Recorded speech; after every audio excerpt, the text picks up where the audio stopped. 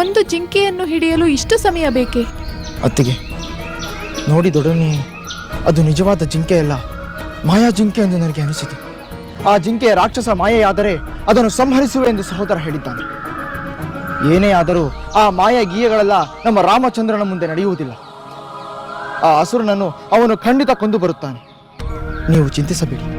Shriram ಲಂಕೆಯರಸನ ಅಣತಿಯಂತೆ ಬಿಂಕವಾಗಿ sago ಜಿಂಕೆ, ಮಾಯದಾಟ ಮುಗಿದ ಮೇಲೆ, ಮಾಯದಾಟ ಮುಗಿದ ಮೇಲೆ ರಾಮ ಬಾಣಕ್ಕೆ